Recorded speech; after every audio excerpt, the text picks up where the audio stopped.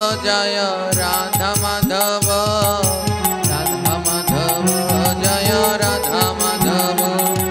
राधा माधव जय राधा माधव राधा माधव जय राधा माधव जय पंच तत्व जय पंच तत्व जय पंच तत्व जय पंच तत्व जय पंच तत्व जय पंच तत्व जय निताई गौर जय निताई गौर निताई गौर जय निताई गौर जय निताई गौर जय निताई गौर निताई गौर जय निताई गौर निताई गौर हरि बोल हरि बोल हरि बोल निताई गौर हरि बोल हरि बोल हरि हरि बोल बोल हरि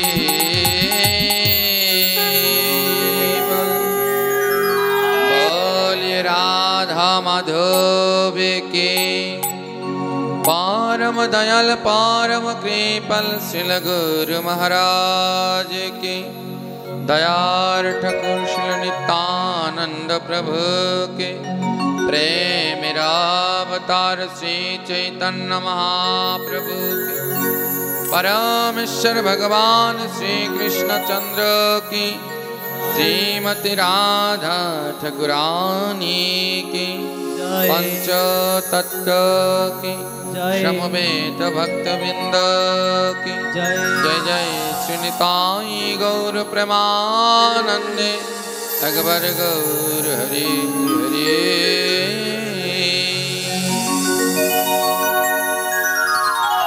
हरि हरि बोल। আদ্যকার আমাদের আলোচ্য বিষয়বস্তু এই চন্দ্রগ্রহণ সূর্যগ্রহণ আসলে মানুষ আতঙ্কে থাকে। চন্দ্রগ্রহণ সূর্যগ্রহণ সম্বন্ধে আমাদের শাস্ত্র গীতা ভাগবত আদি পুরাণ গ্রন্থে কি বলা হয়েছে আদ্যকার আমরা স্বল্প সময় এটুকুই শ্রবণ করার চেষ্টা করব। জয় নিতাই। দিন নৈমি শরণবনে সুখদেব গোস্বামী আমার বসিয়াছেন ব্যাসাসনে শ্রোতাশানে বসিয়াছেন কত জ্ঞানী গুণী 60,000 বসিয়াছেন ঋষিয়ার মুনি এক এক করে শ্লোক সুখদেব করিছে আলোচনা যাহা হইতে ঘুচে জীবের যাতে যন্ত্রণা ভাগবত কথামৃত পরমামধুর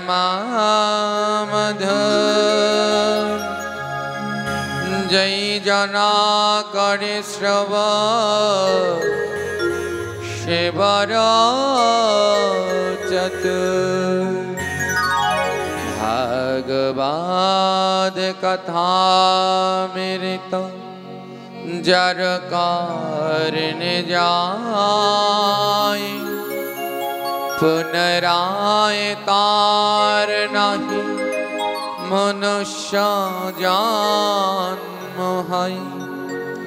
ভাগবত কথামৃত যে করে কীর্তন তাহার চরণ করি সহস্র প্রণাম।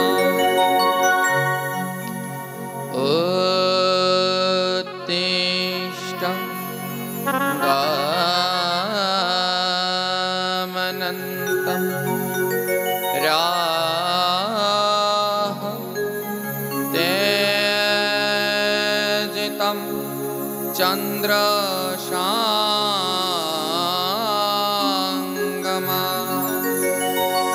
कर्मा चण्डाल जगत्थं पुरपपखां जाममा।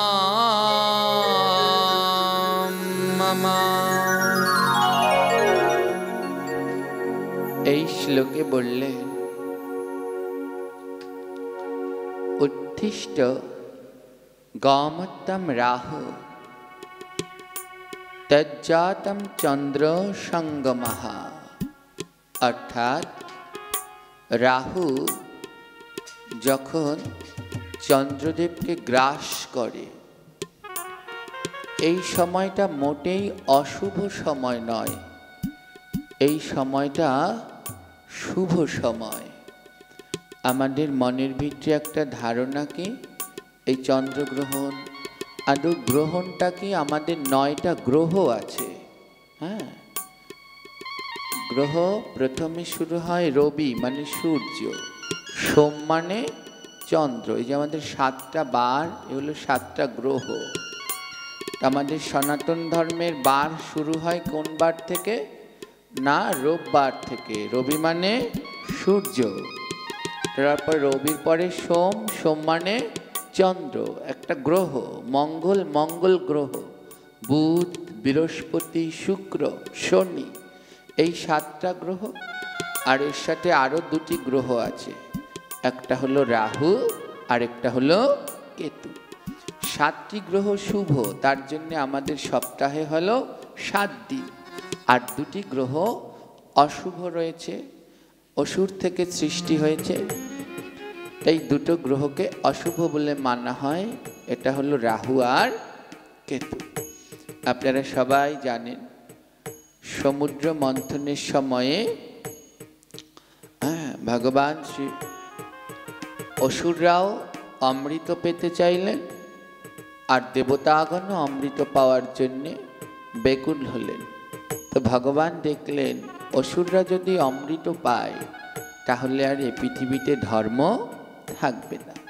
তাই ভগবান কি করলেন, সেই মোহিনী রূপ ধারণ করে অমৃত বিতরণ করলেন। তো ভগবান পরিকল্পনা করলেন দেবতাদের অমৃত দিবেন, কিন্তু অসুরদের এই অমৃত দিলে তারা অমৃতের মান রাখতে পারবে না। এই কথা জানতে পারলেন রাহু। তো রাহু কি করলো না, দেবতাদের রূপ ধারণ করে ওই দেবতারা যেখানে দাঁড়িয়েছিলেন, ভগবান মোহিনী রূপে যখন অমৃত দান করছেন, দেবতারা যেখানে দাঁড়িয়ে আছেন, ও রাহু কি করলেন, দেবতাদের রূপ ধারণ করে সেই অমৃত নেয়ার জন্যে দেবতাদের লাইনের ভিতরে ঢুকে পড়লেন। ঢুকে গিয়ে কি করলেন, দাঁড়ালেন কার পাশে? চন্দ্র এবং সূর্য। দেবতাদের লাইনের যেই পাশে চন্দ্রদেব এবং সূর্যদেব দাঁড়ানো ছিল, তারই পাশে দাঁড়ালেন রাহু। রাহু ছিল অসুর। তো দাঁড়িয়ে পড়লেন ভগবান, অমৃত বিতরণ করছেন, তো এক এক করে সমস্ত দেবতাদের দিচ্ছেন। তো রাহু কি করলেন, ছলনা করে, ভগবানের সাথে ছলনা করে সেখান থেকে অমৃত ওই লাইনে দাঁড়িয়ে গ্রহণ করতে শুরু করলেন। তো চন্দ্রদেব আর সূর্যদেব পাশে থেকে বুঝতে পারল যে এ কোনো দেবতা নয়। যখন না ভগবান রাহুকে অমৃত দিলেন, তো চন্দ্রদেব এবং সূর্যদেব চিৎকার করে জানান দিলেন, হে প্রভু, এ কোনো দেবতা নয়, এ ছলনাকারী রাহু। তন্মধ্যে রাহু কি করলেন, চন্দ্রদেব এবং সূর্যদেব বলার মধ্যেই রাহু কিছুটা অমৃত খেয়ে নিলেন, কিছুটা অমৃত পান করে নিলেন। এর মধ্যে ভগবান দেখলেন এ যদি সম্পূর্ণ অমৃত পান করে তাহলে তো একে আর দমন করা যাবে না। সঙ্গে সঙ্গে ভগবান শ্রীহরি সুদর্শন চক্র দিয়ে রাহুর মস্তকটা ছেদন করেন। ছেদন করার সাথে সাথে কিন্তু রাহু তার মধ্যে অমৃত পান করে নিয়েছে। হ্যাঁ, কিছুটা অমৃত পান করে নিয়েছে, অমৃতটা কণ্ঠ পর্যন্ত, গলা পর্যন্ত চলে এসেছে। সেই সময় ভগবান সুদর্শন চক্র দিয়ে মস্তক ছেদন করেন। আর অমৃতটা ভিতরে যেতে পারেনি, যেই গলাটা কেটে ফেললো অমৃতটা নিচে পড়ে গেল। আর সেই যে রাহুর মাথাটা ও অমৃত খেয়ে নিল, তার জন্যে ও অমর হয়ে গেল। ওটা অসুর, সমস্ত অসুর নিধন হয়েছে, কিন্তু কিছু কিছু কয়েকজন অসুর এখনো নিধন হয়নি। তার মধ্যে একটা হলো রাহু। রাহুর মস্তকটা হলো গিয়ে সেই রাহু, আর নিচের অংশটা যেটা কেটে ফেললো, ওখান থেকে একটা সাপের মুন্ডু বেরিয়ে আসলো, সেই অংশটার নাম হলো কেতু। এই হলো রাহু এবং কেতু। 9টি গ্রহের ভিতরে এই 2টি গ্রহ আছে, রাহু এবং কেতু। যেহেতু অমৃত পান করেছে, তার জন্যে রাহুর আর মৃত্যু হলো না, তিনি অসুর হয়ে আজও রয়েছেন। আর রাহুর কণ্ঠ থেকে ওই যে অমৃতটা খেয়ে ফেললো, যখন ছেদন করে ফেললো, তখন অমৃতগুলো মাটিতে পড়ে যায়। এখান থেকে আরও একটা বিষয় আমরা বলে দেই, যে ওই অমৃতগুলো রাহু খাওয়ার পরে মাটিতে পড়ে গিয়ে 2টি সবজির সৃষ্টি হয়, একটা পেঁয়াজ আর একটা রসুন। হ্যাঁ, পেঁয়াজ আর রসুন রাহুর উচ্ছিষ্ট, রাহুর মুখ থেকে বেরিয়ে এই ভূতলে পতিত হয়। কিন্তু এই পেঁয়াজ এবং রসুন এর ভিতরে অমৃতের গুণ আছে, ওই যে অমৃত দিয়েই কিন্তু সৃষ্টি হয়েছে পেঁয়াজ রসুন, কিন্তু ওটা রাহুর উচ্ছিষ্ট বলে ও কোনো ধরনের গোবিন্দ সেবায় লাগে না। হ্যাঁ, এবং পেঁয়াজ রসুন এ সবজি হলেও ভগবানের সেবায় নিষিদ্ধ, এবং এটা খেলে পরে দেহের ভিতরে উত্তেজক, রাহুর কাজ কি, রাহুকে তো উত্তেজনা সৃষ্টি করে, উত্তেজনা শক্তি বেড়ে যায়। কিন্তু পেঁয়াজ রসুন একটা মহা ঔষধি কিন্তু। হ্যাঁ, ওই যে অমৃত থেকে সৃষ্টি হয়েছে বলে রসুন, অনেক আয়ুর্বেদ শাস্ত্রে অনেক ক্ষেত্রে রসুনকে ঔষধ হিসেবে ব্যবহার করা হয়। তো এই অমৃত থেকে এই 2 বস্তুর সৃষ্টি হলেও রাহুর উচ্ছিষ্ট বলে এই সম্পূর্ণ আমাদের ধর্ম অনুসারে নিষিদ্ধ। তো এই হলো রাহু এবং কেতুর সৃষ্টি। তো চন্দ্রদেব বলে দিলেন ভগবানকে যে ভগবান এ কোনো দেবতা নয়, এক মায়াবী অসুর। তখন রাহু রেগে গেলেন চন্দ্র এবং সূর্যের উপর।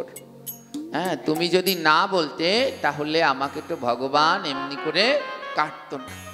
তখন রাহু প্রতিজ্ঞা করলেন যে হে চন্দ্র এবং সূর্য, আমি কিছুতেই তোমাদের দুজনকে ছাড়ব না। আমি রাহু সব সময় তোমাদের পিছন পিছন ঘুরতে থাকব। ভগবান বললেন হে রাহু, তুমি অমৃত পান করে অমর হয়েছ, কিন্তু আমি ভগবান শ্রীহরি তোমাকে বললাম যে অমৃত পান করে সে অমর, মানে দেবতা হয়। কিন্তু তুমি অসুর থেকে দেবতা হলেও নবগ্রহের যখন পুজো হয় তখন রাহু এবং কেতুর পুজো হয়। হ্যাঁ, কিন্তু ভগবান বললেন যে তুমি পুজো পেলেও কোনো দিন শুভ হবে না, যেইখানে রাহু এবং কেতুর ছায়া পড়বে সেইখানেই অশুভ নেমে আসবে। তখন রাহু চন্দ্র এবং সূর্যকে বললেন আমার ছায়া যেহেতু অশুভ, তাহলে আমি রাহু কোনো সময় চন্দ্র আর সূর্যকে ছাড়ব না, সব সময় এদের গ্রাস করবার জন্য আমি ছুটতে থাকব। তাই সারা বছর ধরে চন্দ্র এবং সূর্যের পিছনে রাহু ছুটতে থাকে। হ্যাঁ, বছরে যেই সময়টায় বিভিন্ন জ্যোতিষশাস্ত্র অনুসারে এর বিশেষ আলোচনা আছে, কিন্তু আজ আমরা স্বল্প সময় আলোচনা করব। এর অনেক বিস্তারিত ব্যাখ্যা আছে। নির্দিষ্ট সময় অনুসারে প্রত্যেক বছরই এই রাহু চন্দ্র এবং সূর্যকে গ্রাস করে থাকে। তখন চন্দ্র এবং সূর্য ভগবানের চরণে লুটিয়ে পড়লেন, হে প্রভু, এই রাহু যদি আমাকে গ্রাস করে তাহলে আমার কি গতি হবে, আমার উদ্ধার হবে কি করে? ভগবান বললেন, ভয় নেই, শোনো হে চন্দ্র সূর্য, রাহুর কিন্তু পেট নেই, শুধু মাথাটা আছে। এই যে কেটে ফেলেছে, বললে রাহু তোমায় খেতে পারবে কিন্তু খেয়ে পেটের মধ্যে রাখতে পারবে না। এই যে আজ চন্দ্রগ্রহণ যারা দেখবেন, দেখবেন ওই রাহু, কালো রাহুটা চন্দ্রকে গ্রাস করছে, একদিক থেকে খাচ্ছে, আবার ওই গলা দিয়ে চাঁদটা বেরিয়ে যাবে। ভগবান বললেন, গ্রাস করতে পারবে কিন্তু ধরে রাখতে পারবে না। তোমার ভয় নেই, চন্দ্র সূর্য তোমাদের ভয় নেই।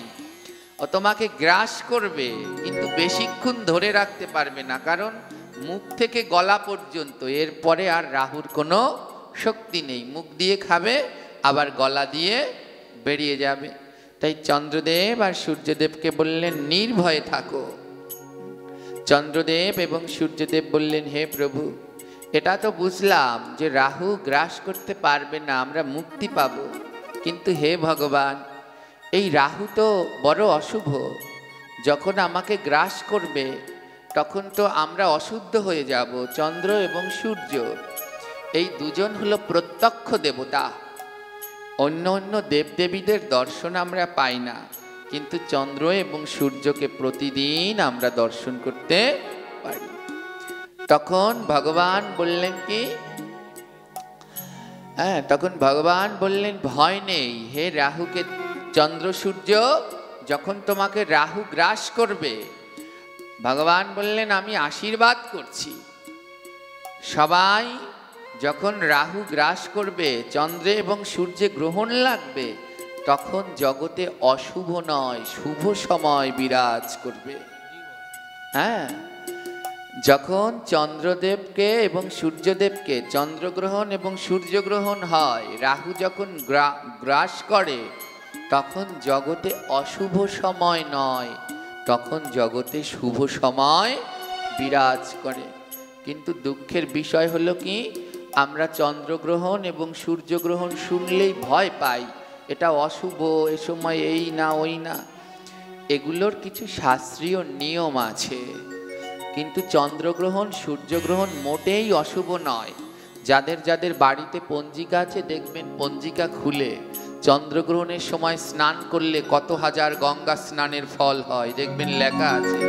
সূর্যগ্রহণ স্নান করলে কত লক্ষবার গঙ্গা স্নানের ফল হয়। যদি এই সময় অশুভ হতো তাহলে স্নান করলে এত গঙ্গা স্নানের ফল পাওয়া যেত? এ সময় অশুভ নয়, এ সময় শুভ সময়। এই চন্দ্রগ্রহণ এবং সূর্যগ্রহণ, এ সময় হরিনাম জপ করার, এই ভাগবত শ্রবণ করার অত্যন্ত শুভ সময় হলো চন্দ্রগ্রহণ এবং সূর্যগ্রহণ। মালা জপ করার অত্যন্ত শুভ সময় হলো চন্দ্রগ্রহণ এবং সূর্যগ্রহণ। আজকে যতটা সময় গ্রহণ থাকবে, যদি আপনি গ্রহণ থেকে লাগা থেকে গ্রহণ শেষ পর্যন্ত জপ করতে পারেন, আপনার ৭৫ লক্ষ বার নাম জপের ফল লাভ করতে পারবেন।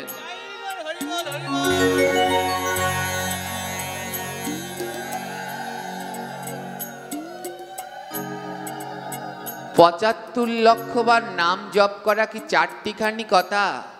বলছে এই চন্দ্রগ্রহণ যতক্ষণ থাকবে অতটা সময় যদি একটানা নাম জপ করে যেতে পারো, ৭৫ লক্ষ বার হরিনাম জপের ফল পাওয়া যাবে। এই চন্দ্রগ্রহণের সময় আপনি ভাগবত শুনতে পারেন, হরিকথা শুনতে পারেন আজ বিভিন্ন মন্দিরে। কারণ এই গ্রহণ, এই যে আজকের যে গ্রহণ, এটা বছরে একবার দেখা যাবে। হ্যাঁ, আবার পরবর্তী বছর 2026 সালের মার্চ মাসের 3 তারিখে এই গ্রহণ দেখা যাবে। এর মধ্যে আর এই গ্রহণ পাওয়া যাবে না। আজ যেই যেই মন্দির মঠগুলো শুদ্ধভাবে পরিচালিত হয়, সেইখানে আজ ভাগবত পাঠ শুরু হবে ঠিক চন্দ্রগ্রহণ যেই সময় লাগবে ওই সময়ে। আর ভক্তরা টানা চন্দ্রগ্রহণ যখন ছেড়ে যাবে তখন পাঠ শ্রবণ শেষে গিয়ে সবাই স্নান করবে। এটাই হলো শাস্ত্রীয়ভাবে নিয়ম। কিন্তু দুঃখের বিষয় আমরা এখনো এত কুসংস্কারে আবদ্ধ। চন্দ্রগ্রহণ মানেই ভয় পাই। এটা ভয়ের সময় নয়, এটা ভজনের জন্য খুব উপযুক্ত একটা সময়। এই সময় জপ কীর্তন পাঠ গীতা পাঠ যা করবেন তার দ্বিগুণ ফল লাভ করা যাবে। আজ যদি আজ চন্দ্রগ্রহণ, এই যে আমাদের পঞ্জিকাগুলোতেও সব ভুলভাল সময় দেয়া আছে। আমাদের বাংলাদেশে যে পঞ্জিকাগুলো আমরা পাই, এর বেশিরভাগ পঞ্জিকাই সব ভুল সময় দেয়া রয়েছে। আমাদের বিশুদ্ধ পঞ্জিকা রয়েছে, গৌড়ীয় বৈষ্ণবদের বিশুদ্ধ পঞ্জিকা রয়েছে। কোথা থেকে প্রকাশিত হয় না? রাধাকুণ্ড থেকে। হ্যাঁ, এই রাধাকুণ্ড থেকে গাদ্দি প্রকাশিত হয়। হ্যাঁ, এই রাধাকুণ্ডের গাদ্দি সেই মহাপ্রভুর সময় থেকে, হ্যাঁ, সেই সরগোস্বামীগণ থেকে প্রকাশিত গাদ্দি রয়েছে। সেই গাদ্দিতে বিশুদ্ধভাবে সময় দেয়া থাকে যে কোন সময় চন্দ্রগ্রহণ হবে, কোন সময় হবে না। তা আমরা সবাই দেখছি বাংলাদেশে বলা বলি করছে, কেউ 9টার সময় চন্দ্রগ্রহণ লাগবে, কেউ 9:30টার সময়। এইগুলো বিশ্লেষণ করা, এই যে যারা লিখছে, এগুলোর জন্য অত্যন্ত জ্ঞান এবং জ্যোতিষশাস্ত্রে পারদর্শী হওয়া দরকার। হ্যাঁ, যেগুলো এখন আমাদের বাংলাদেশে তেমন পণ্ডিত নেই বললেই চলে। বৃন্দাবনে রাধাকুণ্ড থেকে যে রঘুনাথের গাদ্দি প্রকাশিত হয়, এই গাদ্দির নিয়ম অনুসারে আজ বাংলাদেশ সময়ে চন্দ্রগ্রহণ শুরু হবে রাত 10:27। রাত্র 10:27 শুরু হবে। কারো ভয় পাওয়ার কিছু নেই। সবাই 9টা 9:30 শুরু করেছে। আদৌ সঠিক সিদ্ধান্ত হলো শুরু হবে, এটা আমার কথা নয়, আর কোনো সাধারণ পণ্ডিতদেরও নয়। সমস্ত বৃন্দাবনের পণ্ডিতগণ মিলে এই সিদ্ধান্ত দেয়। শুধু ভারত নয়, সমস্ত দেশের টাইম সূক্ষ্মভাবে বিবেচনা, একেবারে সেকেন্ডটাও দিয়ে দেবে। হ্যাঁ, তো বাংলাদেশ সময় চন্দ্রগ্রহণ শুরু হবে রাত্র 10:27 এবং চন্দ্রগ্রহণ ছেড়ে যাবে রাত্র 1:57। আর ভারতে চন্দ্রগ্রহণ শুরু হবে 9:57। হ্যাঁ, ভারতে শুরু হবে 9:57 আর শেষ হবে ভারতে 1:27। তো আমাদের বাংলাদেশে শুরু হবে 10:27। তাই কেউ ভয় পাবেন না। আমি 9টা 9:30টার মধ্যেই আদ্যকার পাঠের বিশ্রাম দেব। তো এই চন্দ্রগ্রহণের নিয়মগুলো কি আগে একটু ধ্যান দিয়ে শুনুন। এটা কোনো ভয়ের বিষয় নয়। আমাদের জ্যোতিষশাস্ত্র অনুসারে চন্দ্রগ্রহণের 9 ঘন্টা আগে সূতক শুরু হয়। ধ্যান দিয়ে শুনবেন, সূতক। হ্যাঁ, এটা একটা জ্যোতিষশাস্ত্রের আমাদের সময়ের একটা অংশ। চন্দ্রগ্রহণের 9 ঘন্টা আগে এবং সূর্যগ্রহণের 12 ঘন্টা আগ পর্যন্ত যে সময়, এই সময়কে বলা হয় সূতক। হিসেব করে বের করুন তো, আজ রাত্র 10টা, ধরুন 10:30টায় সূতক লাগলো, তাহলে এর 9 ঘন্টা আগে কোন সময় লাগলো? 9 ঘন্টা আগে কয়টা বাজবে? 10:30টায় চন্দ্রগ্রহণ হলে সূতক লাগলো 9 ঘন্টা আগে, তাহলে কটার সময়? হ্যাঁ বলুন। 9 ঘন্টা আগে লেগেছে, 9 ঘন্টা আগে। হ্যাঁ, কি হিসেব করো? হ্যাঁ, দুপুর 1:30 থেকে 2টো, এর মধ্যে লেগেছে সূতক।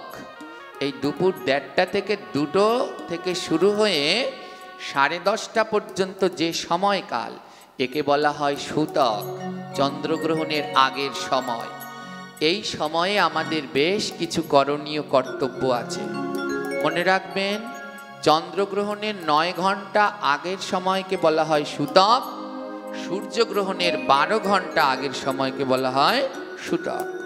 হ্যাঁ, হেরফের হলো ক ঘন্টা? 3 ঘন্টা। সূর্যগ্রহণে 3 ঘন্টা বেশি সূতক থাকে আর চন্দ্রগ্রহণে 3 ঘন্টা কম থাকে। এই আজকে চন্দ্রগ্রহণটাই ধরে নেই আমরা, চন্দ্রগ্রহণ লাগা 9 ঘন্টা আগে ভগবানের সেবা বন্ধ করতে হবে। হ্যাঁ, চন্দ্রগ্রহণ লাগা 9 ঘন্টা আগে কে কে করেছেন জানি না, চন্দ্রগ্রহণ লাগা 9 ঘন্টা আগে ভগবানের পুজো সম্পূর্ণ বন্ধ করে দিতে হবে।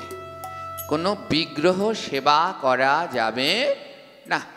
হ্যাঁ, যাদের ঘরে রাধা গোবিন্দ গোপাল যে বিগ্রহ আছে, চন্দ্রগ্রহণ লাগা 9 ঘন্টা আগে পুজো শেষ করে, অর্থাৎ যেমন এই মামিকে আমি বলে দিয়েছি 2টোর মধ্যে সব শেষ করে ঠাকুর শয়ন দিয়ে দেবে। হ্যাঁ, আর এর ভিতরে ভগবানের কোনো সেবা দেয়া যাবে না, এ স্পষ্ট গ্রন্থে নির্দেশনা দেওয়া আছে। হরিভক্তি বিলাসেও খুব সুন্দর এই সিদ্ধান্ত দেওয়া আছে। এই সুতক লাগার চন্দ্রগ্রহণের 9 ঘন্টা আগে ভগবানের সম্পূর্ণ, এর আগে 9 ঘন্টা আগে যা ভোগ টোগ দিয়ে নেবেন, দিয়ে ঠাকুরকে একেবারে পর্দা দিয়ে শয়ন দিয়ে দেবেন।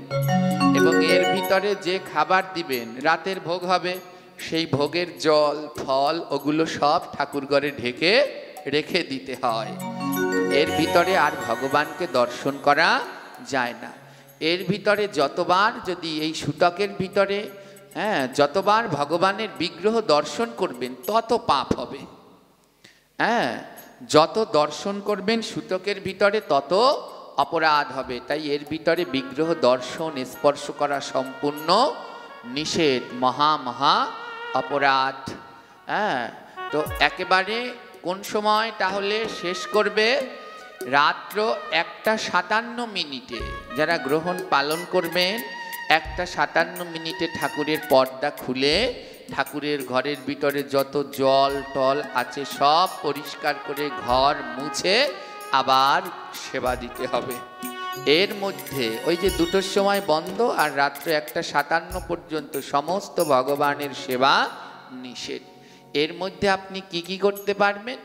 এর মধ্যে আপনি মালা জপ করতে পারেন, এর মধ্যে আপনি গীতা ভাগবত আদি গ্রন্থ পাঠ করতে পারেন, কিন্তু কোনো বিগ্রহ সেবা করা যাবে না। কারো বাড়িতে দুর্গা কালী মনসা কোনো বিগ্রহ থাকলে সেই বিগ্রহকেও ঢেকে রাখতে হয়, কোনো ধরনের বিগ্রহ দর্শন করা যায় না। এই হলো সুতক। তাই কি বলল, এই সুতকের ভিতরে চন্দ্রগ্রহণের 9 ঘন্টা আগে ভগবানের সমস্ত সেবা নিষেধ। শাস্ত্র মেনে এই সময় পর্যন্ত পূজা অর্চনা করা নিষেধ। আর কি বলল? দ্বিতীয়তে সুতকের সময় কোনো দেব দেবীর মূর্তি দর্শন করা নিষেধ। সমস্ত দেব দেবীর মূর্তি মোটেই দর্শন করা যাবে না। আর কি বললেন? আর বিশেষ করে এই সময় গর্ভবতী মহিলারা যারা আছে, শুধু চন্দ্রগ্রহণ নয় সুতকও পালন করা দরকার। এই সুতকের মধ্যে বাড়ির বাইরে বের হওয়া নিষেধ। সুতকের মধ্যে ধারযুক্ত জিনিস দিয়ে কোনো কিছু কাটাকাটি সেলাই করা সম্পূর্ণ নিষেধ। সুতকের মধ্যে চুল দাড়ি নখ এগুলো কাটা নিষেধ। এইগুলো সুতকের মধ্যে করা নিষেধ রয়েছে। তো এই যে আজকের যে চন্দ্রগ্রহণ, যেটা রাত্র 10:27 শুরু হবে, এই চন্দ্রগ্রহণ আবার 1 বছর পরে 2026 সালের মার্চ মাসের 3 তারিখে দেখা যাবে। এই চন্দ্রগ্রহণ সবাই দেখতে পারবে না। কোন কোন রাশিরা দেখতে পাবে? এই গ্রহণ রাশি অনুসারে হয়। ধ্যান দিয়ে শুনবেন। মেষ, কন্যা, তুলা, ধনু, মকর রাশিরা, যাদের যাদের মেষ, কন্যা, তুলা, ধনু এবং মকর রাশি রয়েছে, আজকের এই চন্দ্রগ্রহণ তারাই দেখতে পারবে, তাদের জন্য শুভ। এই রাশি বাদে অন্য যে রাশি আছে তাদের জন্য এই চন্দ্রগ্রহণ দেখা শুভ নয়। আর বিশাখা নক্ষত্রযুক্ত তুলা রাশি যারা রয়েছে তাদের জন্য এই চন্দ্রগ্রহণ না দেখাই ভালো। এই চন্দ্রগ্রহণের সময় আমাদের কি কি করা নিষেধ, এই চন্দ্রগ্রহণের সময় কি কি করা নিষেধ ধ্যান দিয়ে শুনবেন। চন্দ্রগ্রহণের সময় সবার প্রথমে ভগবানের সেবা দেয়া নিষেধ। কোনো প্রকার সেবা কিছুতেই চলবে। শুধু চন্দ্রগ্রহণ না, আমি আগে বারবার বলছি, চন্দ্রগ্রহণের 9 ঘন্টা আগ থেকে ভগবানের সেবা বন্ধ করে দিতে হয়। যে কোনো দেব দেবী সব ভগবানের সেবাও বন্ধ। এই সময় যত আমরা 9:30 পর্যন্ত করি। হ্যাঁ, আর যাদের বাসা দূরে আছে, যদি সমস্যা হয় তারা চলে যান, আগে গিয়ে খাবার খেয়ে নিন। তো 9:30 পর্যন্ত। এই চন্দ্রগ্রহণের সময় বেশি বেশি করে হরিনাম জপ করলে কি হয়, বা হরিকথা শ্রবণ করলে কি হয়, ধ্যান দিয়ে শুনুন। হরে কৃষ্ণ। কেউ কথা বলবেন না। তো চলুন আমরা সবাই মিলে একটু রাধারানীর নাম করে নেই, হ্যাঁ, যেন সবাই শান্ত হই। जय जय राधे कृष्ण गोविंद गोपाल राधे राधे, राधे कृष्ण गोविंद गोपाल राधे राधे, राधे कृष्ण गोविंद गोपाल राधे राधे, जय जय राधे कृष्ण गोविंद गोविंद राधे राधे गोपाल राधे राधे, गोविंद राधे राधे गोपाल राधे सबाई राधे, गोविंद राधे राधे गोपाल राधे राधे। बाबू सारा गाओ।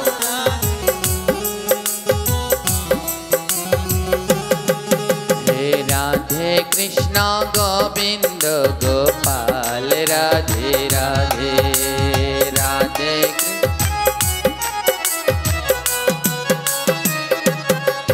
गोविंद राधे राधे गोपाल राधे राधे,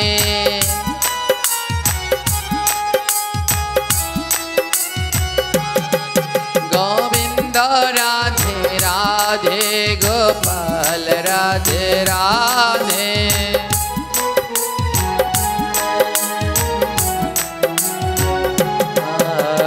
राधे कृष्ण गोविंद गोपाल राधे राधे, राधे कृष्ण गोविंद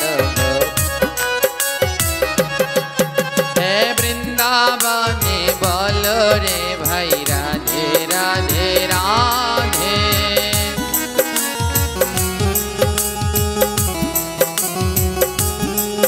ओई श्याम कुंडे बोले रे भाई राधे राधे राधे,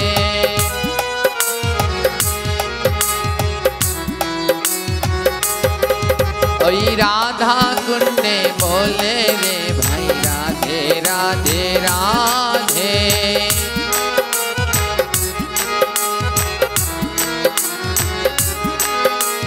राधे राधे राधे बोलो राधे राधे राधे,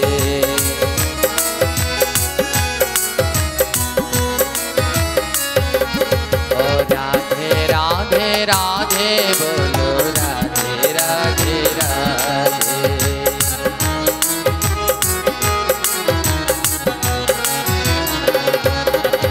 श्याम प्यारी राधा गोरी गौरी,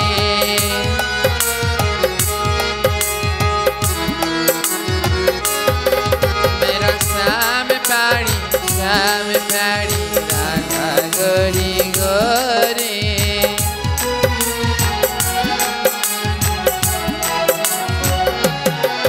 हे बदन भोरे बोलो सबे बरसाने किशोरी,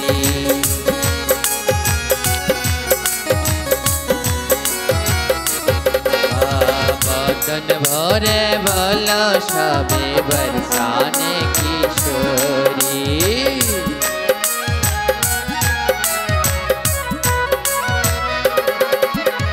राधा बोलो श्याम बोलो बोलो राधे श्याम,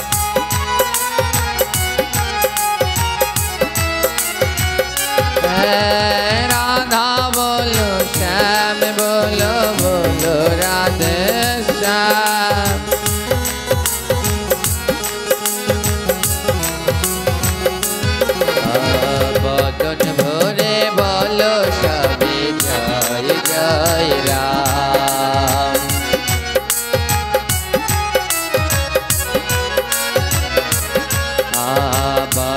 ভরে বলো সবে জয় জয় রাম।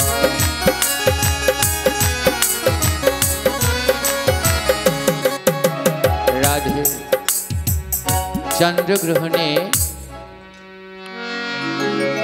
সময় হরিকথা শ্রবণ করলে, স্নান করলে কি হয়, আমরা সেই সম্বন্ধে একটু ভক্ত চরিত্র আলোচনা করি।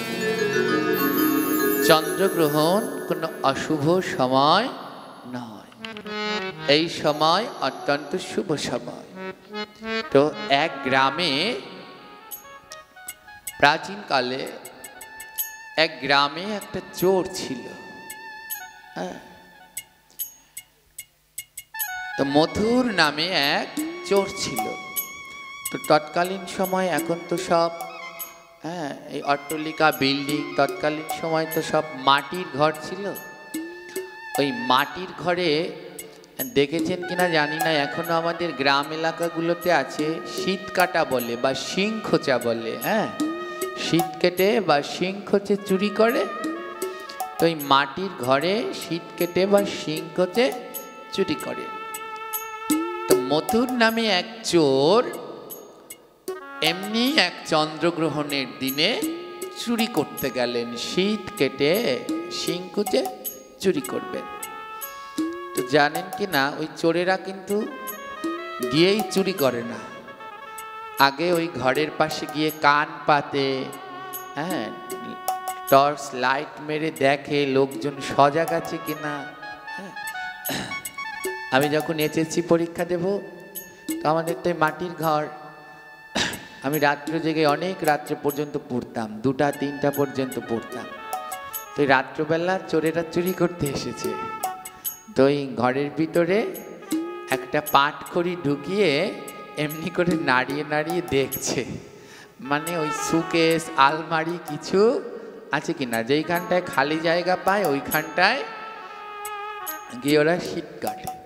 হ্যাঁ, তো আমি ওটা খেয়াল করে ধরেছিলাম একেবারে। হ্যাঁ, কিন্তু পালিয়ে গেছে। তো এমনিভাবে ওই মথুর নামে একটা চোর, ও চুরি করবে বলে এক গ্রামে গিয়েছে। তো ওই দিন ছিল চন্দ্রগ্রহণ। তো চন্দ্রগ্রহণের দিন যখন গ্রহণ লাগে, তখন কি ঘুমাতে আছে? জোরে বলবেন, এতটা সময় আমরা শ্রবণ করলাম। চন্দ্রগ্রহণ যখন লাগে তখন ঘুমাতে নেই। টাট্যকার চন্দ্রগ্রহণ শুরু হবে 10টা 27 মিনিট। ওই রকমই একটা রাত, ওই সময় কি করতে হয়? হরিনাম জপ, বেশি বেশি করে জপ, অথবা ভাগবত পাঠ শ্রবণ, বা নিজেরা বসে বসে পাঠ করবেন গীতা আদি গ্রন্থাদি। তো মথুর কি করলেন, ওই একটা বাড়িতে চুরি করতে গেছে। তো গিয়ে দেখে এই চন্দ্রগ্রহণ, তো সব ভক্তরা এক জায়গায় হয়ে বসে বসে হরিকথা ভাগবত কথা শ্রবণ করছে। ওই চোরটা জীবনেও কোনো পুণ্যের কাজ করেনি, সারা জীবন শুধু চুরি করেছে আর যত পাপ করেছে। তো চন্দ্রগ্রহণের দিন চুরি করতে গিয়েছে। এবার গিয়ে দেখে ওই যেমন এই একটা ঘর, এই 3-4টা মিলে, তো এই সব কয় ঘরের লোক উঠানের মধ্যখানে বসে ভাগবত পাঠ শুনছে। সব ঘরের মানুষ তো সজাগ, চোরে আর চুরি করবে কি করে। তো মথুর চুরি করতে গিয়ে দেখলেন সবাই মিলে ওইখানে হরিকথা ভাগবত পাঠ শ্রবণ করছে। তখন ছিল আকাশে চন্দ্রগ্রহণ। জীবনে কোনো পুণ্যের কাজ ওই মথুর করেনি না। কি করলেন? চুরি করতে গিয়ে পড়ে গেলেন এক ফাঁদে। হ্যাঁ, যখন এই চুরি করতে যাবেন, একজনের টর্চ মেরেছে, লাইট মেরেছে, দেখে ওই একটা লোক দাঁড়িয়ে, ডাক দিয়েছে, আরে ওখানে কি করছো? এইখানে আসো, এখানে বসো। ও যে চুরি করতে আসছে এ তো আর সবাই বুঝতে পারেনি। বলছে এখানে আসো, আর চন্দ্রগ্রহণ, আজকে ভাগবত শোনা অত্যন্ত পুণ্যে, বসে পড়ো। তোমার নাম কি? চোর বলছে আমার নাম মথুর। ও, বসে পড়ো, আজ চন্দ্রগ্রহণ তো, আজ হরিকথা শোনা খুব ভালো। ও জীবনেও হরিকথা ভগবানের কথা শুনেনি। মথুর বসে পড়লেন, আকাশে চন্দ্রগ্রহণ, শুরু হলো হরিকথা। সবাই চন্দ্রগ্রহণকে অশুভ ভাবেন, ভয় পান। মহাপ্রভু যেদিনকে আবির্ভূত হলেন, এই ধরাধামে যেদিনকে আবির্ভূত হয়েছিলেন, কোন দিন আবির্ভূত হয়েছিলেন বলুন তো? মহাপ্রভু কোন দিন আবির্ভূত হলেন, কি মাসে? হ্যাঁ, বলতে পারছেন না? হ্যাঁ, সেই মহাপ্রভু দোল পূর্ণিমার দিন। দোল পূর্ণিমা কি মাসে হয়? ফাল্গুন মাসে। সেই দোল পূর্ণিমা, ওটা মহাপ্রভুর আবির্ভাব তিথি। দুঃখ অত্যন্ত যে আমরা মহাপ্রভু কবে আবির্ভাব হলেন সেটা বলতে পারছি না। হ্যাঁ, একটু গলায় দড়ি দিয়ে মরে যাওয়া ভালো এর থেকে। ফাল্গুন মাসে যে দোল পূর্ণিমা, ওটা হলো মহাপ্রভুর আবির্ভাব তিথি। ওদিন মহাপ্রভু জন্মগ্রহণ করলেন। যেই মহাপ্রভু না আসলে কে রাধা কে কৃষ্ণ কিছুই জানতে পারতাম না। ঘটা করে আগে কৃষ্ণের জন্মাষ্টমী করি, আরে কৃষ্ণ জন্মাষ্টমী তো পরে, আগে মহাপ্রভুর আবির্ভাব তিথি পালন করো। মহাজনগণ বললেন, যদি গৌর না আইতো কেমনে হইতো, কেমনে ধরিতাম দে রাধার মহিমা প্রেমরস সীমা জগতে জানাইতো। যদি মহাপ্রভু না আসতো কে রাধা কে কৃষ্ণ কিছুই জানতে পারতাম না। তাই আগে পালন করো সেই মহাপ্রভু, তারপরে কৃষ্ণ। আগে গৌ, তারপরে রাধা কৃষ্ণ। মহাপ্রভু আবির্ভূত হয়েছিলেন এই ফাল্গুন মাসে। হ্যাঁ, যেদিনকে আমরা দোল পূর্ণিমা বলি, এই ফাল্গুনে। হ্যাঁ, গোবিন্দ মাসের নাম গোবিন্দ। এই গোবিন্দ মাসে পূর্ণিমা, শুক্লপক্ষের পূর্ণিমা তিথিতে মহাপ্রভু আবির্ভূত হলেন। কোন সময়ে জানো? হ্যাঁ, ভগবান শ্রীকৃষ্ণ আবির্ভূত হলেন কটার সময়? রাত্র 12:01। আর মহাপ্রভু আবির্ভূত হলেন গোধূলি লগ্নে। হ্যাঁ, না সন্ধ্যা না দিন, সেই গোধূলি লগ্নে মহাপ্রভু আবির্ভূত হলেন। যখন মহাপ্রভু আবির্ভূত হলেন তখন একসাথে 3টি গ্রহণ লেগেছিল। কয়টি গ্রহণ? 3টি গ্রহণ। তো গ্রহণ লাগলে একসাথে 3টা গ্রহণ লাগে কোনো দিন? গ্রহণ লাগলে 2টো লাগতে পারে, একটা চন্দ্রগ্রহণ, একটা তাও একসাথে লাগতে পারে না। কারণ চন্দ্রগ্রহণ লাগতে হলে রাতে লাগতে হবে, আর সূর্যগ্রহণ লাগতে হবে। কিন্তু মহাপ্রভু যেদিনকে আবির্ভূত হলেন সেদিন একসাথে 3 গ্রহণ লাগলেন। মহাজনগণ বললেন, একসাথে আবার 3 গ্রহণ কি করে লাগে? গ্রহণ তো দেখালেন। হ্যাঁ, মহাপ্রভু যেদিনকে আসলেন সেই দিনকে একসাথে 3 গ্রহণ লেগেছিল। বলে কি কি গ্রহণ? বৈষ্ণব পদাবলী কীর্তনে তার সুন্দর করে কীর্তন করা হলো। মহাপ্রভু যেদিনকে আসলেন সেদিনকে একসাথে 3 গ্রহণ। বলে কি গ্রহণ? বলে ভক্তবৃন্দের হলো হরি নাম গ্রহণ, ভক্তবৃন্দের হলো, ভক্তবৃন্দের হলো হরি নাম গ্রহণ।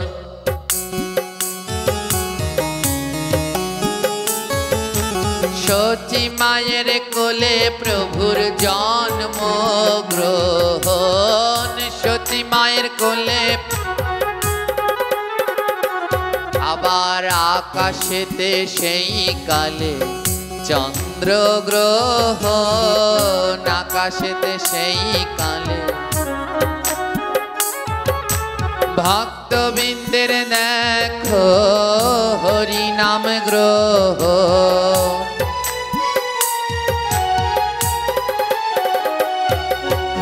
আকাশেতে চন্দ্রগ্রহণ একটা গ্রহণ। আর চন্দ্রগ্রহণ হলেই ভক্তরা কি গ্রহণ করে? খাবার গ্রহণ করে। হরিনাম গ্রহণ 2 গ্রহণ, 3টা গ্রহণ লাগলো একসাথে।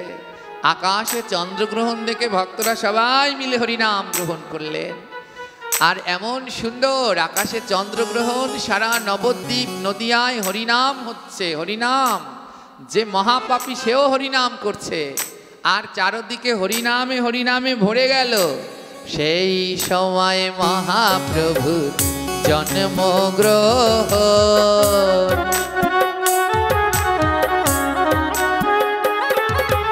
ভক্তবৃন্দ করে দেখো হরি নাম গ্রহণ। সেদিন তিনি গ্রহণ হলো রে, তিনি গ্রহণ হলো রে। আমার মহাপ্রভু যেদিন এলো তিনি গ্রহণ হলো রে।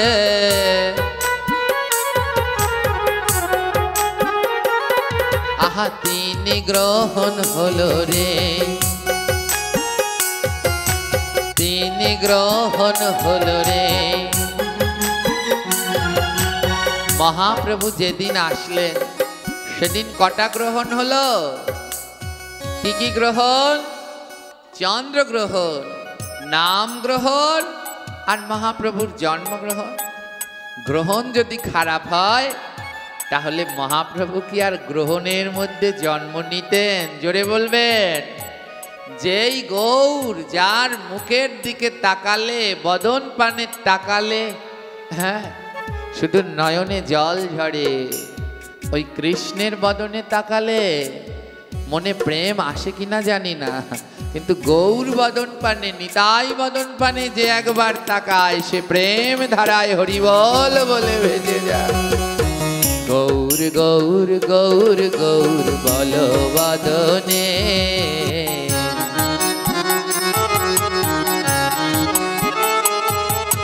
গৌর গৌর গৌর গৌর জপ বদনে।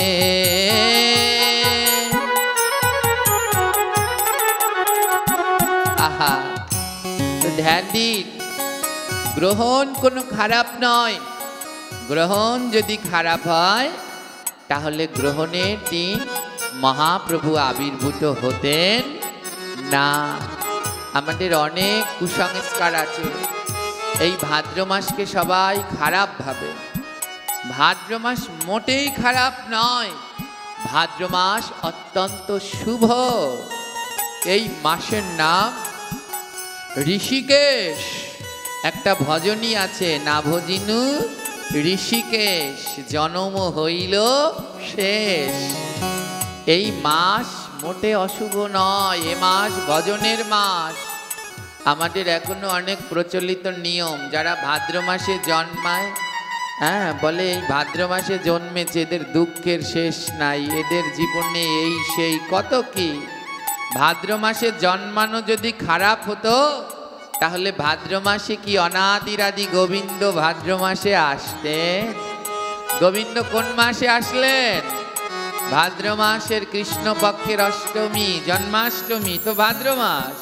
যদি এই মাসে জন্ম নেওয়া খারাপ হতো তাহলে ভগবান আসতেন?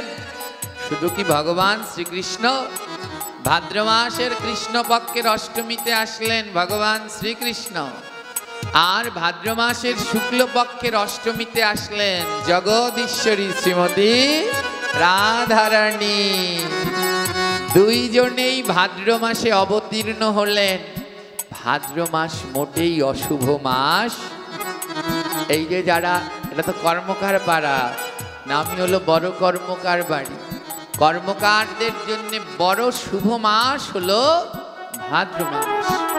ভাদ্র মাস জুড়ে কর্মকারদের, কারণ কর্মকারদের সবার একজন করে ইষ্ট দেবতা থাকে।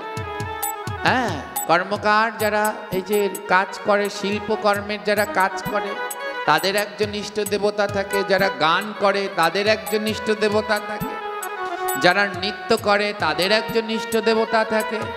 সবার, যারা চিকিৎসা করে আছে তো, হ্যাঁ যেমন যারা চিকিৎসা করে এদের ইষ্ট দেবতা কারা? হ্যাঁ, যে সেই চিকিৎসা শাস্ত্রে যারা রয়েছেন, হ্যাঁ ভুলে গেছে এই মুহূর্তে নাম,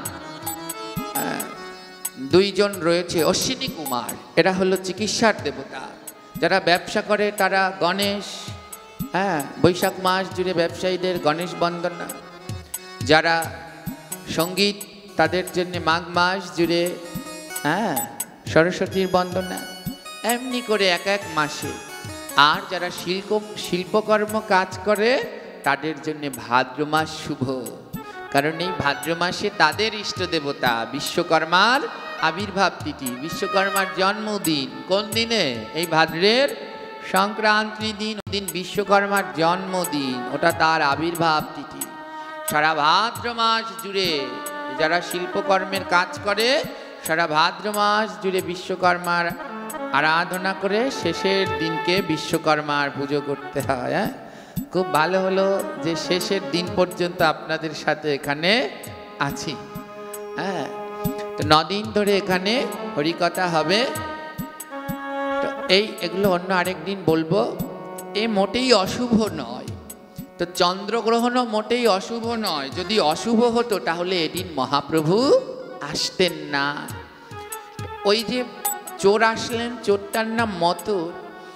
তো ভক্তরা কোনো সময়, ভক্তদের কাজ কি, তারা চোরকেও ভক্ত ভাবে, আর যারা অসাধু চোর তারা ভক্তদেরকেও চোর ভাবে। এই হলো পার্থক্য।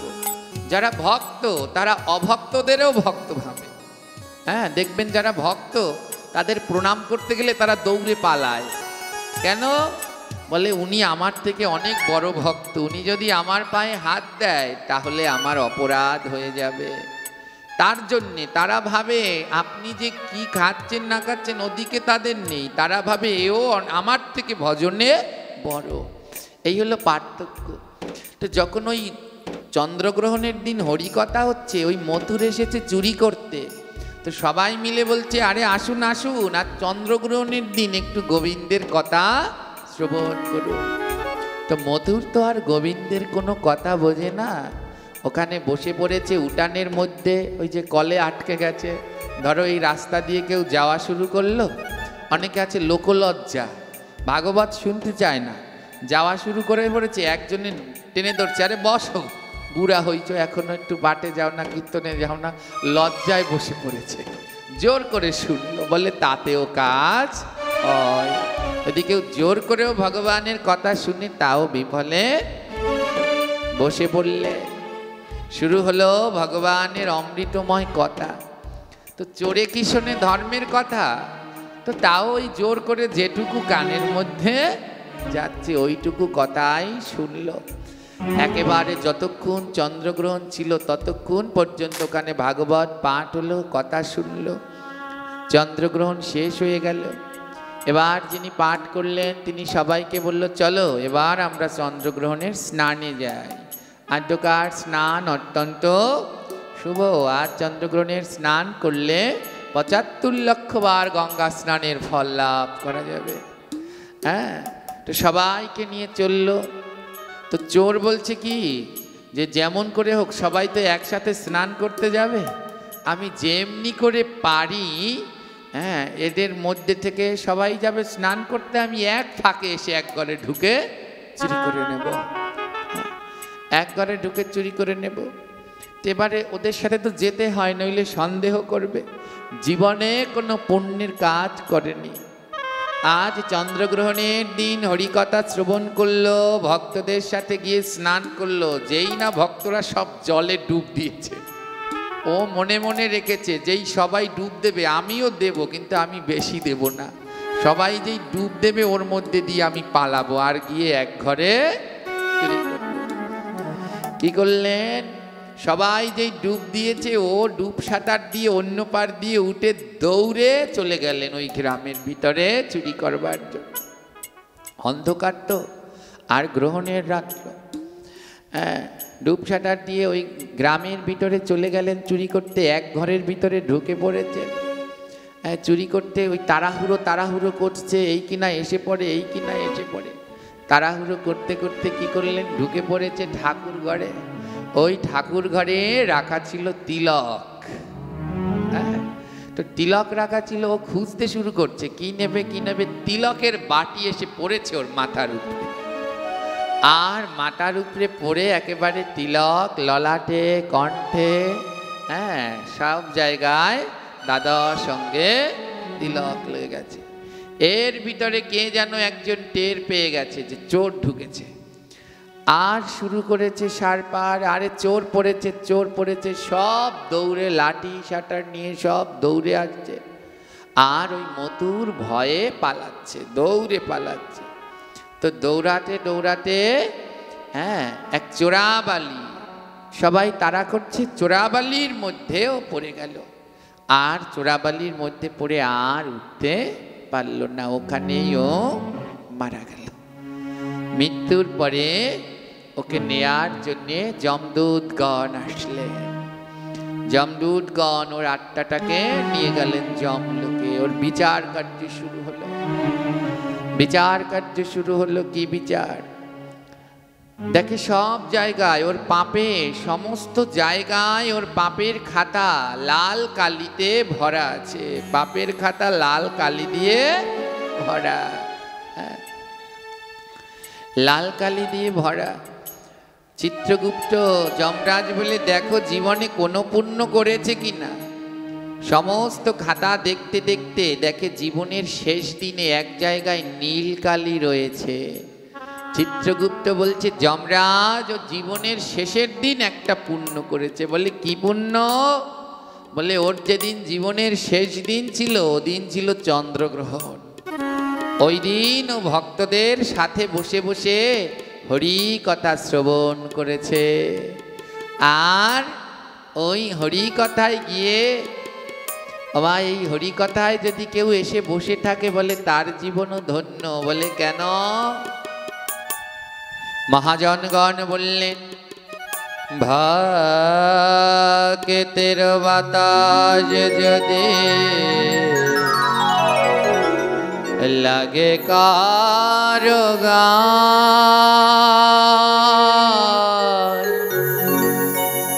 100 জনে মেরে যত পাপ দূর হয়ে যায়।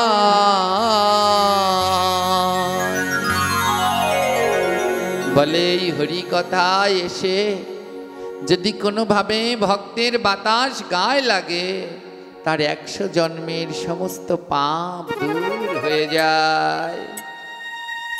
চিত্রগুপ্ত বললেন, যমরাজ বড় শুভ দিন, চন্দ্রগ্রহণের দিন, এই চোরটা ভক্তদের মাঝে বসে হরি কথা শুনলেন। যমরাজ বলল, চলো আমরা সবাই মিলে ওকে প্রণাম করি। চিত্রগুপ্ত বললেন, ওর মতো একটা পাপীকে প্রণাম করব? যমরাজ বললে, চিত্রগুপ্ত জানো না, যারা চন্দ্রগ্রহণ সূর্যগ্রহণের দিন ভগবানের ভাগবত কথা, হরিকথা, নাম কীর্তন শ্রবণ করে, তাদের অবশ্যই প্রণাম করা কর্তব্য, কারণ ওরা যে বড় শুভ কাজ। চিন্তা করতে পারছেন? আদ্যকার এই দিনে হরিকথা শ্রবণ করা কত পুণ্যের, আদ্যকার এই দিনে জপ করা কত পুণ্যের।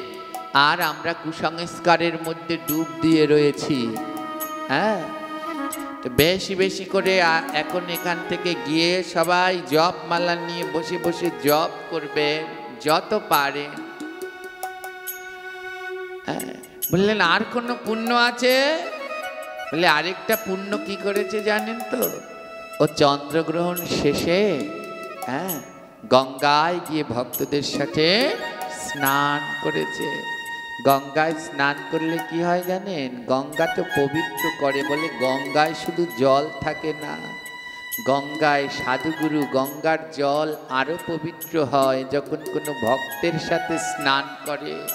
কারণ ভক্তের চরণ রজ আর গঙ্গার জল মিশে তখন একাকার এক তীর্থ পবিত্র হয়ে যায়, যা আরো পুণ্য প্রদান করে।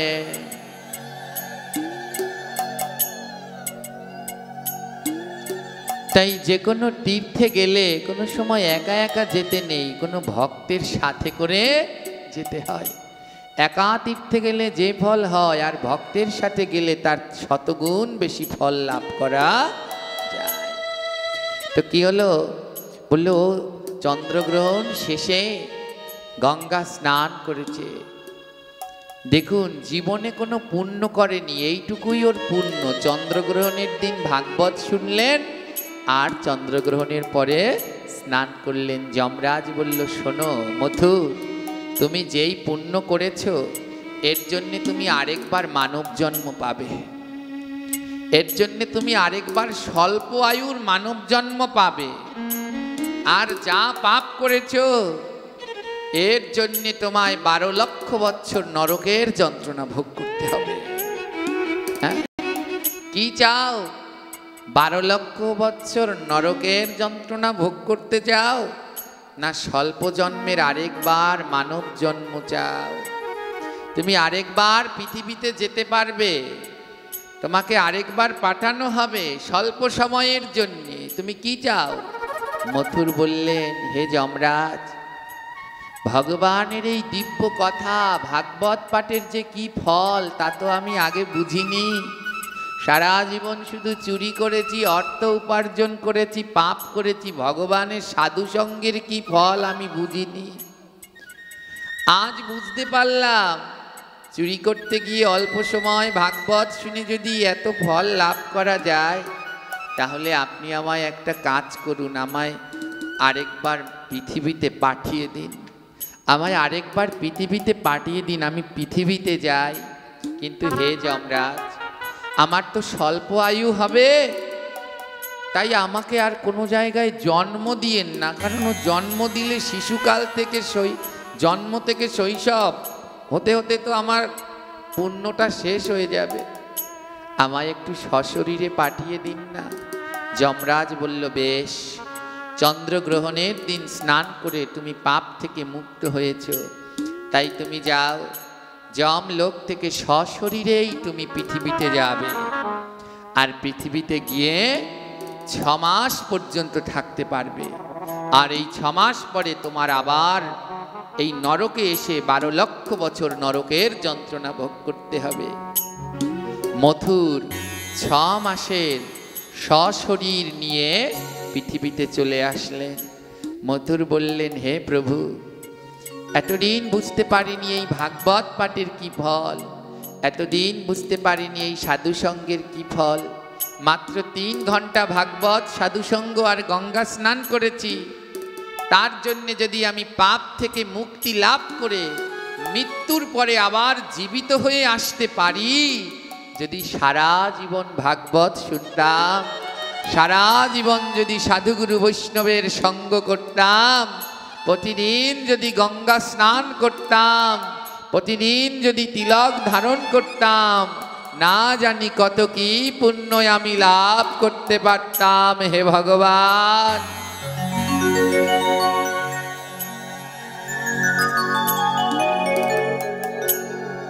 মথুর বললেন, এই 6 মাস আমি আর নষ্ট করব না।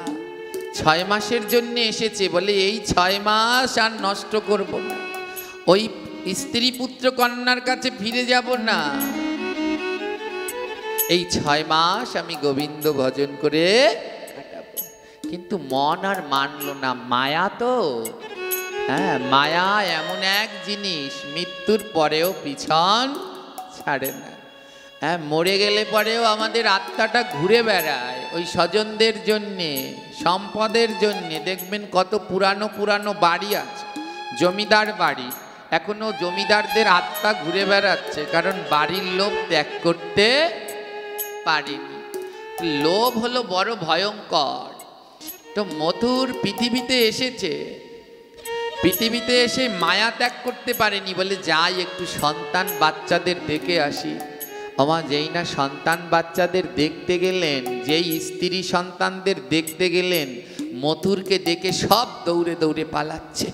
আরে ভূত ভূত ভূত, কারণ ও তো মারা গেছে। হ্যাঁ, এই সংসার এমন এক মায়ার সংসার, এই মানুষগুলো এমন এক আজব মানুষ। আপনি এখন যার পাশে বসে আছেন কি ভালোবাসছে, যদি আপনার প্রাণ থেকে প্রাণবায়ু চলে যায়, এই দেহে আর নড়াচড়া না করে ওই পাশের প্রিয় মানুষটা, তখন আপনাকে দেখে ভয় পাবে। যেই স্বামী স্ত্রী একজন আরেকজনকে ছাড়া চলতে পারে না, হ্যাঁ, একজন আরেকজনকে ছাড়া থাকতে পারে না, যখন স্বামী মারা যাবে স্ত্রীকে যদি বলে ঘরে কেউ নেই, তুমি তোমার স্বামীর পাশে বসো, স্ত্রী বসতে চাইবে না। স্বামীকে বলবে স্ত্রীর পাশে বসো, সেদিন একা আর থাকতে চাইবে না। এমন এক মায়ার জগৎ। যখন মথুর তার সন্তান স্ত্রীদের কাছে গেলেন, সবাই ভূত ভূত বলে দরজা আটকে দিলেন।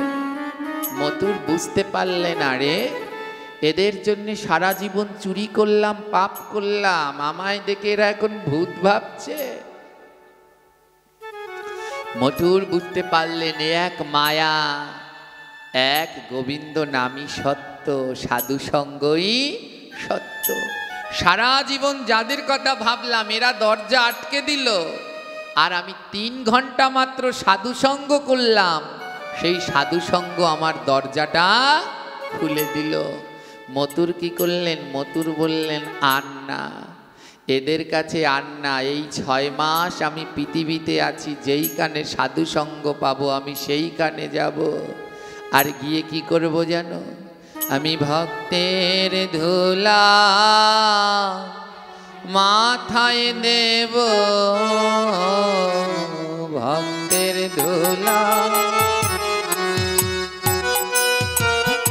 আমি ভক্তের ধুলা মাথায় দেব, ভক্তের ধুলা। আর করব মধু সাধু সঙ্গ করব,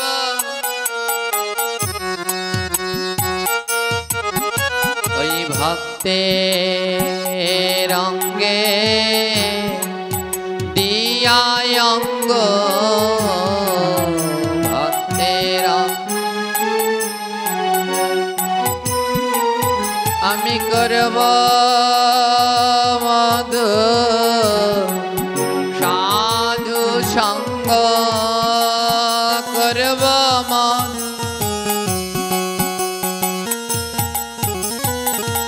বলে যেইখানে ভক্ত পাবো তাদের অঙ্গে অঙ্গ দিয়ে সাধু সঙ্গ করব, চরণ ধুলা নেব, গঙ্গা স্নান করব, তিলক করব, প্রসাদ পাবো। এইভাবে মথুর 6 মাস কাটিয়ে দিলেন।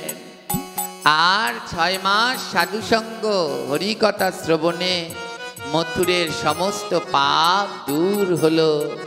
6 মাস অন্তে বৈকুণ্ঠ থেকে এক পুষ্পরথ নেমে আসলো। আর পুষ্পরথের সারথি বললেন, পুষ্পরথের সারথি মথুরকে ডেকে বলল, মথুর তুমি এই 6 মাস ধরে সাধুসঙ্গ করে চন্দ্রগ্রহণের দিন হরিকথা শ্রবণ, গঙ্গা স্নান, তিলক ধারণ করে সমস্ত পাপ থেকে মুক্ত হয়েছ। চলো এবার তুমি বৈকুণ্ঠে ফিরে চলো। সাক্ষাৎ বৈকুণ্ঠনাথ রথ পাঠিয়ে দিলেন, আর সেই রথে করে মথুর বৈকুণ্ঠে ফিরে গেল। এবার ভক্ত নিয়ে ভগবান বৃন্দাবনে যায়। এবার ভক্ত নিয়ে ভগবান বৃন্দাবনে যায়। নদী আর নারীগণে জয়ধ্বনি দেয়, আজি নদী আর নারীগণে উলুধ্বনি দেয়, আজি উলুধ্বনি দেয় রে, জয়ধ্বনি দেয় রে, আজি শঙ্খধ্বনি ঘন ঘন শঙ্খধ্বনি দেয় রে। এবার ভক্ত আর ভগবানের মিলন হইল,